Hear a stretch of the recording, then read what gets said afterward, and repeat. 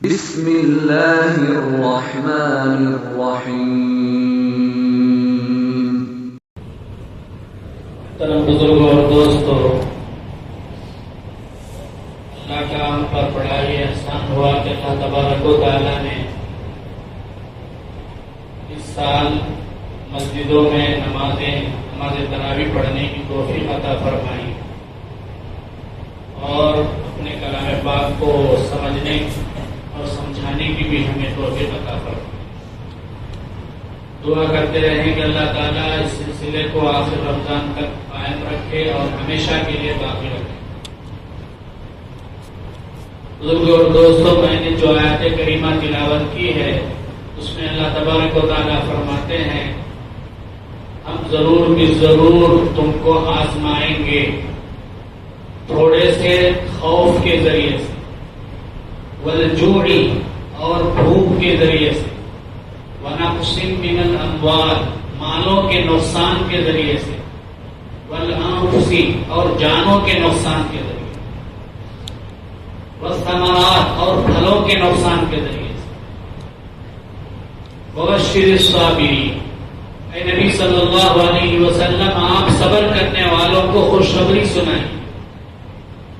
الذین اذا اصابتهم مصیبہ، وہ صبر کرنے والے کہ جب ان کو مصیبت پہنچتی ہے تو وہ انا للہ و انا الیہ راجعون کہتے ہیں۔ تو بزرگوں اور دوستو، اللہ تبارک و تعالی ہمیں کئی طریقے سے آزماتے ہیں، جانچتے ہیں کہ میرا بندہ صابر ہے، صبر کرتا ہے یا صبر نہیں کرتا ہے۔ جب بھی اسے کوئی مصیبت پہنچتی ہے، کوئی تکلیف پہنچتی ہے، کوئی پریشانی پہنچتی ہے تو بندہ شکوے شکایت کرتا ہے یا صبر کرتا ہے، میرے دی ہوئی پریشانی اور تکلیف سے راضی رہتا ہے۔ یہ جانچنے کے لیے اللہ تعالیٰ ہم پر طرح طرح کے حالات لاتے ہیں۔ نمبر ایک، کبھی خوف ہمارے اندر پیدا کر دیتے ہیں، دشمن کا خوف ایسا مسلط کر دیتے ہیں کہ ہمیں چین نہیں ملتا، نہ سو سکتے ہیں، نہ کھا سکتے ہیں، نہ پی سکتے ہیں۔ کبھی کبھار فقر و فاقہ، تنگی ایسی ہم پر مسلط ہو جاتی ہے کہ ہمیں ایک وقت کا کھانا نصیب ہوتا ہے تو دوسرے وقت کا کھانا نصیب نہیں ہوتا۔ وَنَقْصٍ مِّنَ الْأَمْوَالِ، کبھی مالوں کے نقصان سے اللہ ہمیں آزماتے ہیں۔ گزشتہ سال لاک ڈاؤن ہوا 6-7 مہینے تک، آپ جانتے ہوں گے کتنے لوگوں کا نقصان ہوا، کتنے بڑے بڑے مالدار تھے وہ کیا ہو گئے، فقیر ہو گئے، سڑک پر آ گئے۔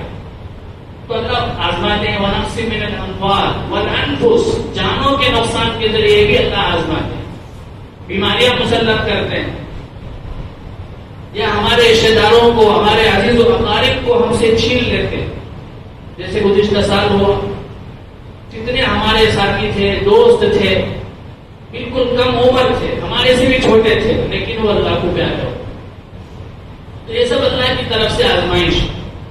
ایسی آزمائش کے وقت میں ایک مسلمان کا فریضہ یہ ہے کہ وہ کیا کرے، صبر کا مظاہرہ کرے، اللہ کے فیصلے پر راضی رہے۔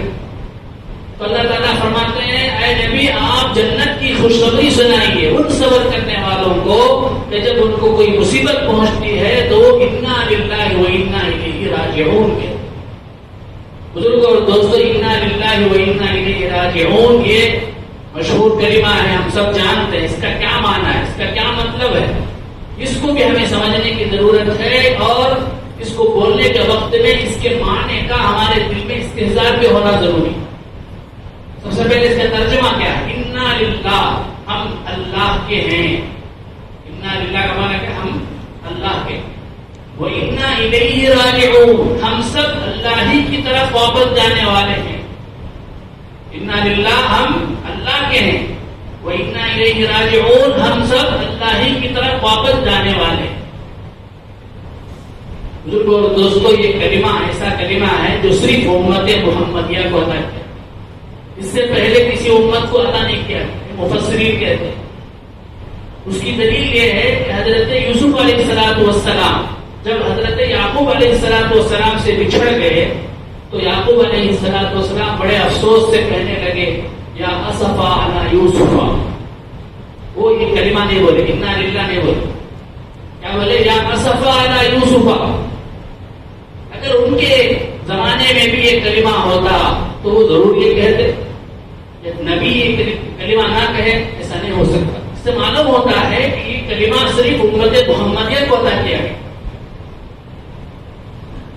اور یہ کلمہ کب کہنا چاہیے؟ ایک مرتبہ اللہ کے نبی صلی اللہ علیہ وسلم گھر میں بیٹھے ہوئے تھے، رات کا وقت تھا، چراغ جل رہا تھا، اچانک چراغ بجھ گیا تو آپ صلی اللہ علیہ وسلم نے انا للہ و انا الیہ راجعون پڑھا. تو حضرت عائشہ رضی اللہ عنہا نے پوچھا، اے اللہ کے نبی، کیا چراغ کے بجھنے پر بھی انا للہ پڑھنا؟ تو اللہ کے نبی نے فرمایا، کل ما ساء المؤمن فهو مصیبۃ. ایمان والے کو جس سے بھی تکلیف ہو، جس سے بھی پریشانی ہو، وہ سب مصیبت ہے. لہذا اس مصیبت کے وقت میں اسے انا للہ کہنا چاہیے. تو بہرحال ہمیں کوئی بھی تکلیف پہنچے، کوئی بھی پریشانی پہنچے تو ہمیں یہ کلمہ کہنا چاہیے. حضرت اشرف علی تھانوی رحمۃ اللہ علیہ فرماتے ہیں کہ اس کلمے کے اندر 3 باتوں کی ہمیں تعلیم دی گئی. سب سے پہلی بات یہ ہے کہ ہم سب اللہ کے ہیں. ہماری جان، ہمارا مال، ہمارے رشتے دار، یہ سب کے سب اللہ کے. اللہ ہماری جان کا بھی مالک ہے، ہمارے مال کا بھی مالک ہے، ہمارے رشتے داروں کا بھی مالک، ہمارے پیاروں کا بھی مالک. مالک کو اپنی ملکیت میں مکمل تصرف کرنے کا حق حاصل. مثال کے طور پر ایک آدمی کے پاس دو گھوڑے ہیں تو اسے حق ہے کہ ایک گھوڑا سواری کے لیے استعمال کرے اور ایک گھوڑے کو جو ہے گھر کے اندر باندھ کر رکھ دے یا بیچ دے یا ذبح کر دے. کیا بھی کر سکتا ہے. اب ہم نے اسے اس پر اعتراض نہیں کر سکتے. ایک گھوڑے کو کیوں سواری کے لیے استعمال کیا اور ایک گھوڑے کو کیوں ذبح کر دیا؟ ہم میں سے کوئی اعتراض کرتا ہے؟ نہیں کرتا. اسی طرح ہماری جان، ہمارا مال، ہمارے رشتے دار سب اللہ کے ہیں. اب ہمارے اندر اللہ کوئی تصرف کرتا ہے، ہمیں کوئی مصیبت پہنچاتا ہے، ہمیں کوئی تکلیف دیتا ہے، ہمیں کوئی پریشانی دیتا ہے تو ہم کو اعتراض کرنے کا کوئی حق نہیں. یہ پہلی تعلیم، پہلی بات کی تعلیم. دوسری بات، وہ انا الیہ راجعون. ہم سب فنا ہونے والے ہیں. جب ہم فنا ہونے والے ہیں تو ہم پر جو مصیبت آئی ہوئی ہے، جو پریشانی آئی ہوئی ہے، وہ بھی فنا ہونے والی ہے. اس بات کا بھی دل میں جو استحضار ہونا چاہیے. یہ دوسری بات. تیسری بات، ہم سب اللہ کے پاس جانے والے ہیں. جیسے ہمارا پیارا، ہمارا رشتے دار اللہ کو پیارا ہو گیا تو ہم کو بھی ایک دن اللہ کے پاس جانا. ہم جب اللہ کے پاس جائیں گے تو وہاں ہمارے پیاروں سے ملاقات ہو جائے گی. وہاں اللہ تعالیٰ ہمیں اس مصیبت پر صبر کرنے کے عوض میں جو اجر دے گا وہ اتنا بڑا ہوگا، اتنا بڑا ہوگا کہ روایت میں آتا ہے کہ انسان وہاں صبر کے اجر کو دیکھ کر یہ تمنا کرے گا، کاش میں دنیا میں مجھے اتنی تکلیفیں آتی کہ میرے بدن کو ٹکڑے ٹکڑے کر دیا جائے، آرے سے میرے جسم کو کاٹ دیا جائے اور مجھے اتنا اجر ملتا ہے. یہ تمنا کرے.